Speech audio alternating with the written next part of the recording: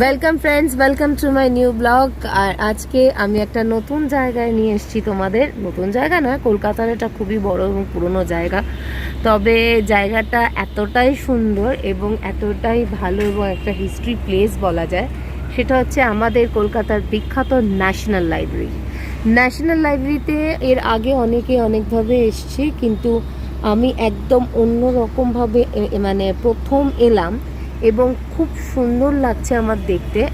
আমি যদিও বা একবার দুবার ভিজিট করেছি, বাট শাইনির এটা ফার্স্ট ভিজিট। তো এন্ট্রি যখন নিতে যাচ্লাম তখন আমাকে বলা হলো যে আপনি যেতে পারেন, কিন্তু ন্যাশনাল লাইব্রেরিতে কিন্তু ন্যাশনাল লাইব্রেরিতে আপনার বাচ্চাদের জন্য একটা আলাদা সেন্টার আছে, সেখানে ওদের চিলড্রেন লাইব্রেরি, ওরা সেখানে যেতে পারে। 18 ইয়ার্স না হলে ওরা মেন বিল্ডিং মানে মেন ন্যাশনাল লাইব্রেরিতে যেতে পারবে না। তো আমি বললাম ঠিক আছে, চলো শাইনিকে আজকে আমি চিলড্রেন লাইব্রেরি দেখাই, আর পরে যখন শাইনির 18 বছর হবে তখন এসে শাইনি বড়দের লাইব্রেরিটা দেখবে। অনেক দিন পর আমি ন্যাশনাল লাইব্রেরিতে এলাম, মোটামুটি ভুলেই গেছিলাম, স্মৃতির বাইরে চলে গেছিলো। তো এখানে দেখো ওদের কার পার্কিংয়ের জায়গা আছে, কার পার্কিং করে তোমরা ভেতরে ঢুকতে পারো কি যেতে পারো। আজকে একদম দুপুরবেলা, মানে ওদের লাইব্রেরি খোলা থাকে গুগল তো বলছে 6টা পর্যন্ত, বাট অ্যাকচুয়ালি 5টা পর্যন্ত যে কোনো গভর্নমেন্ট ইন্ডিয়ান মিউজিয়াম বলো, ভিক্টোরিয়া বলো, সবই 5টার পর বন্ধ হয়ে যায়। তো এটাও গোটাতে থাকে, হয়তো এটাও তাই হয়। বাট ফার্স্ট তোমাদের আমি ন্যাশনাল লাইব্রেরির পুরো চারপাশটা দেখাচ্ছি। দেখতে কি সুন্দর লাগছে, জাস্ট দেখো। বিশেষ করে এই গাছটা, আমার এই গাছটা দেখে না বটানিক্যাল গার্ডেনের গাছটার কথা মনে পড়ছে। বিশাল বড়, চারিদিক থেকে শিকড় বেরিয়ে গেছে, সেরকম একটা গাছ আর কি।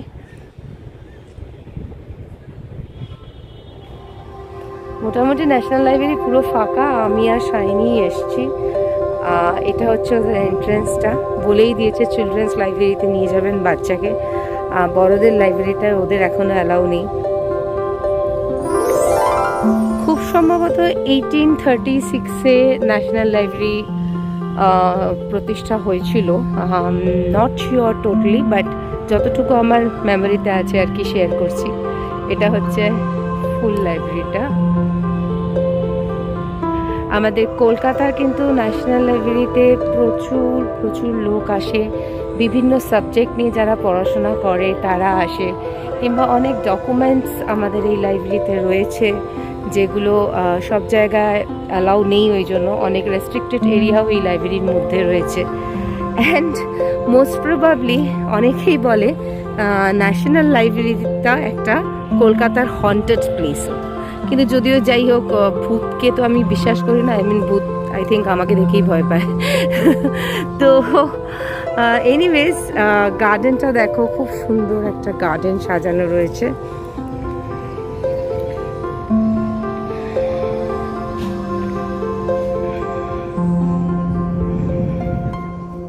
দেখতে দেখতে আমি লাইব্রেরিতে ঢুকছি।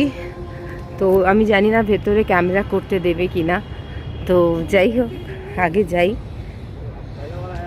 এটা কি চিলড্রেন্স সেন্টার? মেবি, আমি তো বললাম আমি অনেক বছর পর আসছি, আমার এখন অত মনেও নেই। আমি আমার সঙ্গে এক দাদাকে পেয়েছি, যে দাদা লাইব্রেরিতে অনেক দিন ধরে ডিউটি করছে, এবং এই দাদা বলছে যে এখানে সেরকম কিচ্ছু দেখা যায়নি যেটা কলকাতায় মোস্টলি হন্টেড প্লেস বলে। অনেকে বলে ন্যাশনাল লাইব্রেরিতে মানে সত্যি হন্টেড প্লেস কলকাতার মধ্যে একটা, বাট দাদার কথা হচ্ছে দাদা কোনোদিন কিছু দেখেনি। দাদা আপনার নাম? আমার নাম শুভঙ্কর মণ্ডল। শুভঙ্কর মণ্ডল, আপনি কতদিন কাজ করছেন? 18 বছর কাজ করছি। 18 বছর কাজ করছেন, এমন কি কোনোদিনও কিছু দেখেছেন যে কিচ্ছু নেই? না মানে নাইট ডিউটিও তো থাকে? আমার তো লিফট ডিউটি, আমার প্রতিদিন ছাদে উঠতে হয়। ও আচ্ছা, ছাদে উঠতে হয়, তার মানে ছাদ পর্যন্ত গিয়েও কিছু দেখে? আমি কিছু দেখতে পাই। আচ্ছা, আর এমনি এখানে মানে খোলে কখন? সকালবেলা? সকাল 8টায় খোলে আর রাত 8টায় বন্ধ হয়, সোম থেকে শুক্র। আচ্ছা। আর শনিবার রবিবার এখন 8টায় খোলে কিন্তু ওই 6টায় বন্ধ হয়ে যায়। এখন এখানে লোকজন কিরকম আসে? আগের থেকে অনেক চাপ আছে। অনেক বেশি চাপ না, মানে মেইন লাইব্রেরিটাই তো খুব রেস্ট্রিক্টেড এরিয়া। ওই আপনার ওই ভাষা ভবন। হ্যাঁ, মানে আমি যখন ঢুকছিলাম আমাকে বলা হলো বাচ্চাদের অ্যালাউ করে না। কেন?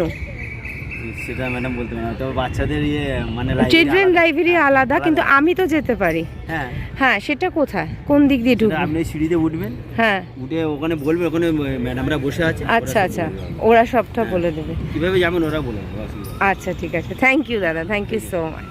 ন্যাশনাল লাইব্রেরি কিন্তু কলকাতার মধ্যে একটা দর্শনীয় স্থান বলা যায়, কারণ যে এলাকা যে জায়গা নিয়ে এই ন্যাশনাল লাইব্রেরিটা দাঁড়িয়ে রয়েছে সেটি ব্রিটিশ আমল থেকে, এবং বিশাল একটা বড় জায়গা। সব জায়গা হয়তো আমি কভার করতে পারবো না, ঘুরে ঘুরে দেখাতে পারবো না। প্রচুর চাপ বললো, মানে প্রচুর ছেলে মেয়ে এখন এখানে আসে, পড়াশোনা করে, এবং বিভিন্ন ধরনের বই, প্রচুর বই। কত বই রয়েছে সেটা একমাত্র মানে ওখানে ভেতরে গেলেই বোঝা যাবে। তো এইটা আমি যেখানে যাচ্ছি সেটা হচ্ছে ডক্টর শ্যামাপ্রসাদ মুখার্জি ভাষা ভবন।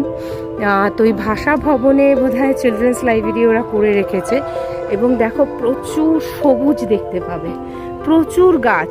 ন্যাশনাল লাইব্রেরি যারা বাইরে থেকে দেখে তারা ভেতরটা দেখে না, এবং দেখেনি, জানি না আসে কিনা, তারা হয়তো কিছুটা জানবে যে প্রচুর গাছ, মানে সবুজ, প্রচুর মাঠ, মানে দিব্য। তুমি এখানে পুরো ঠান্ডা একটা হাওয়া, এত গরমের মধ্যেও এই জায়গাটায় কিন্তু বেশ হাওয়া দিচ্ছে, এবং খুব সুন্দর একটা মিষ্টি হাওয়া দিচ্ছে।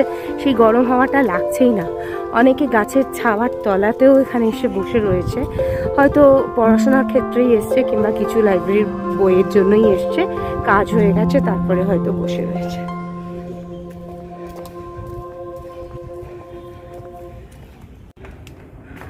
আচ্ছা, এটা চিলড্রেন্স লাইব্রেরি নয়, ডক্টর শ্যামাপ্রসাদ মুখার্জি ভাষা ভবন যেটা, সেটা সিনিয়র লাইব্রেরি। এখানে 18 বছরের নিচে অ্যালাউ করে না। তো শাইনি বাইরে ওয়েট করবে, আমি যাব।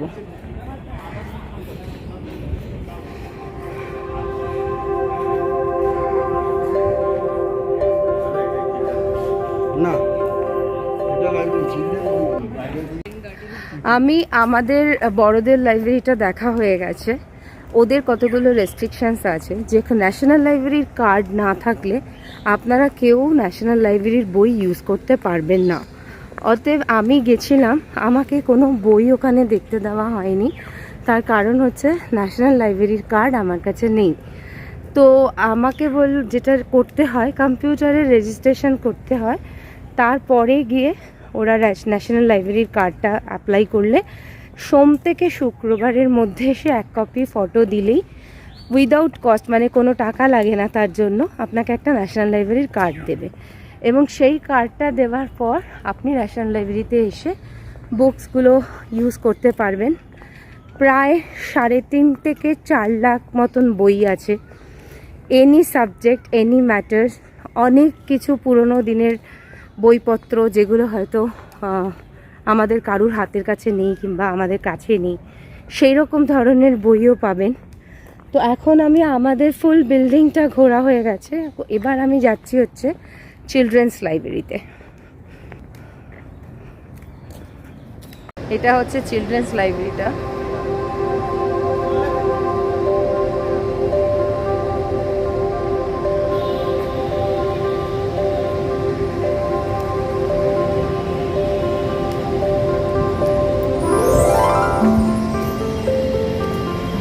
দেখতে দেখতে আমাদের ন্যাশনাল লাইব্রেরি ঘোরা শেষ হয়ে গেল। খুব কম সময় নিয়ে হাতে এসেছিলাম, তবু খুব তাড়াতাড়ি হলো।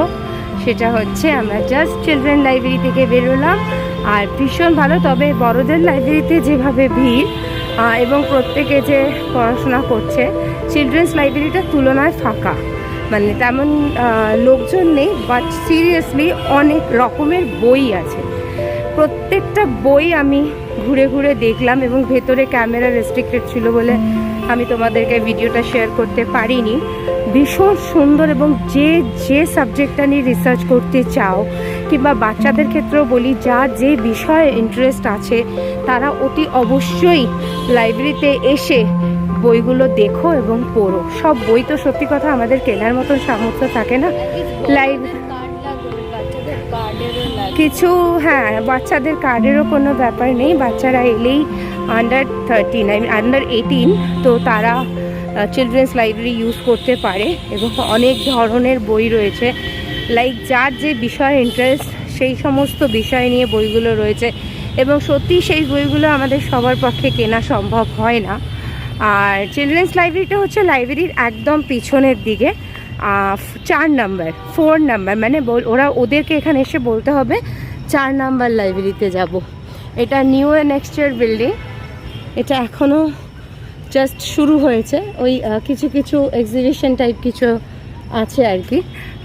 বিশেষ করে আমার মনে হয় বড়দের লাইব্রেরির ক্ষেত্রে বলবো, আমরা অনেক সাবজেক্ট নিয়ে রিসার্চ করতে চাই, সেগুলো আমাদের হয় না, সব বই কেনা কিংবা বই নিয়ে পড়ার মতন সময় হয় না।